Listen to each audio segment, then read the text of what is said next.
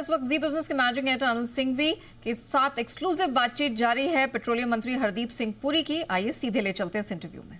कर रहा था सर, कल बीपीसीएल के नतीजा है, आज एचपीसीएल के नतीजा है। ये मैंने शायद पिछले 30-35 साल में पहली बार देखा है कि जब कंपनियां सस्ती एलपीजी भी बेच रही है, पिछले 3 साल से आपने दाम नहीं बढ़ाए, उसके बावजूद बम्पर मुनाफा कंपनियां कर रही है। ये कैसे कमाल हुआ, बताइए सर। देखिए,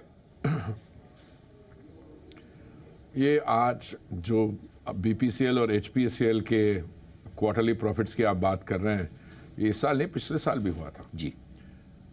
मुझे लगता है हमारी जो मेंटल कंडीशनिंग है जी, वो कुछ कई कारण थे उसके, मैं किसी को दोष नहीं देना चाहता हूं। 2006 और 2016 के बीच में, जिसको हम अक्सर डल डेकेड कहते हैं, कोई ना निर्णय लिए ना कुछ हुआ, और पब्लिक सेक्टर कंपनीज का फंक्शनिंग सिर्फ ऑयल एंड गैस में नहीं, वैसे ही कुछ ऐसा था कि ये सरकारी हैं, यहाँ पे जो अधिकारी भी हैं वो मोटिवेटेड नहीं है एटसेट्रा। अभी तो बिल्कुल उल्टा हो गया। मैं सब जहाँ जाता हूँ मैं कहता हूँ कि आप बताइए, फैमिली ओन्ड कंपनी एक तरफ, पर अगर मंत्री हो जो इंटरफेयर ना करे और मैनेजमेंट एफिशिएंट हो, तो how is an OMC inferior to a privately owned company? I am not saying privately owned company not good. So पिछले साल हमारे जो ओएमसीज हैं, in spite of global turbulence, in spite of excise duty cuts, reducing the cost of petrol and diesel, 13 रुपए और 16 रुपए माननीय प्रधानमंत्री जी ने कम किया, एलपीजी दिया, उसकी अंडर रिकवरी हुई गैस की 28,000 करोड़, हमने 22 1,60,000 करोड़ के करीब प्रॉफिट आफ्टर टैक्स था, 1,59,000 राइट टू बी प्रिसाइज। तो कल जो नतीजा है बीपीसीएल का, quarter on quarter 20% better, year on year 20% better जी, और एचपीसीएल का जो मैं आज देख रहा हूँ 300% बेटर। एब्सोल्युटली।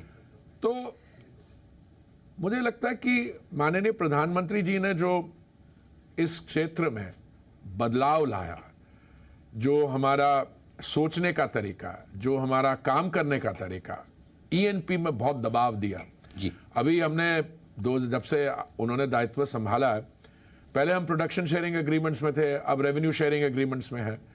अभी हम ये नहीं किसी को कहते कि आइए आप हमारे साथ जुड़िए इसमें, और हम कहते हैं कि आप आइए, पहले टेक्निकल पार्टनर्स बनिए, आपके पास टेक्निकल एक्सपर्टीज है। जैसे बीपी का ओएनजीसी के साथ हुआ, पेट्रोब्रास का अंडमान में ऑयल इंडिया के साथ जी।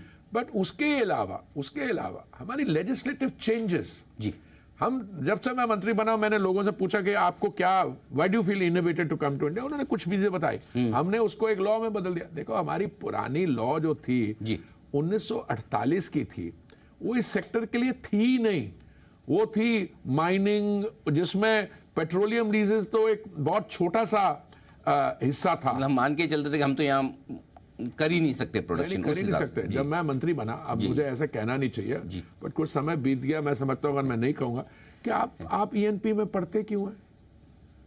दुनिया भर में बहुत सप्लाई है। ये एक हमारी थी जो किसी फॉरेन कंपनी के लिए उन्होंने सारी किया जी, उनका ये कहना था कि आप खरीदते जाइए, बहुत आसान होता है।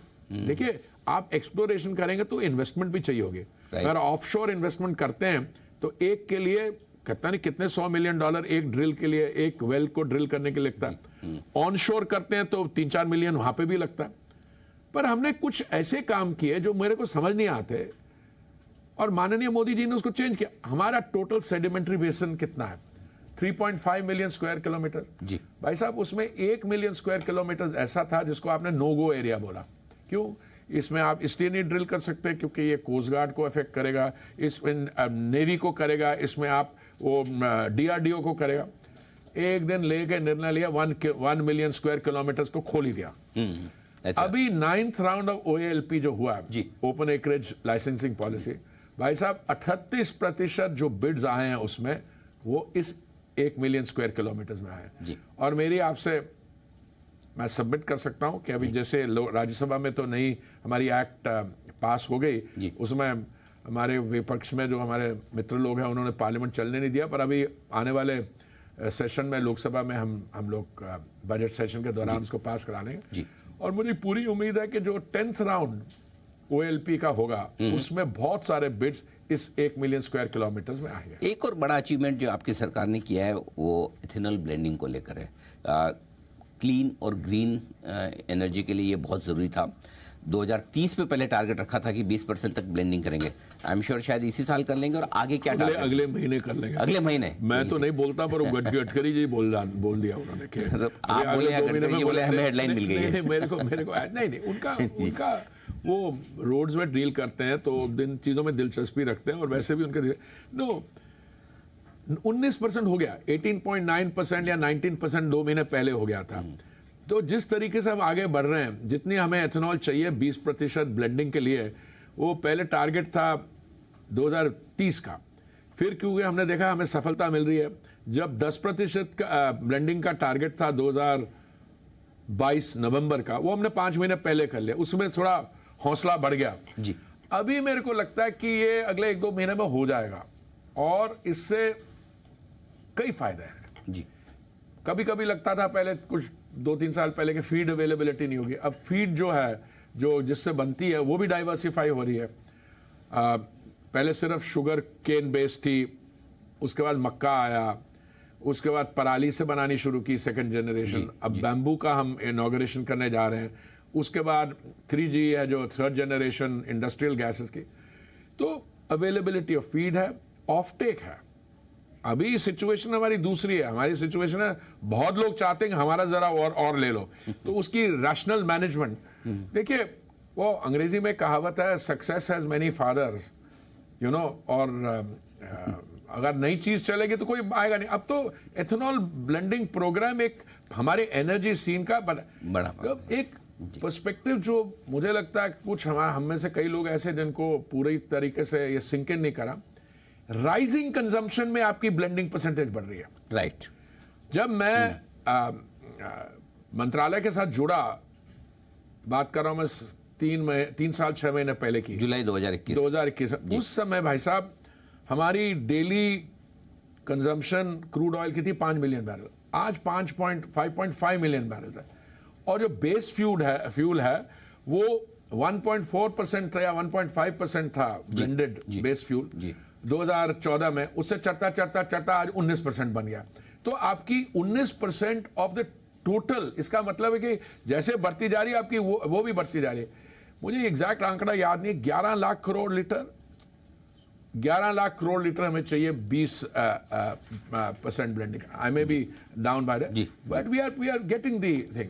सर ओके, तो आपने सुना यहाँ पर पेट्रोलियम मंत्री हरदीप सिंह पुरी के साथ एक्सक्लूसिव बातचीत जी बिजनेस के मैनेजिंग एडिटर अनिल सिंघवी की। क्लियरली एथेनॉल ब्लेंडिंग को लेकर उन्होंने कहा सरकार का प्रदर्शन बेहतर रहा है और अगले महीने तक लक्ष्य पूरा होने की संभावना है, और ड्रिलिंग को लेकर भी यहाँ दायरा बढ़ेगा और एक्सपेंशन होते दिखाई देंगे। तो ये कुछ बड़ी, आप कह सकते हैं, बातें निकल कर आती हुई इस इंटरव्यू से।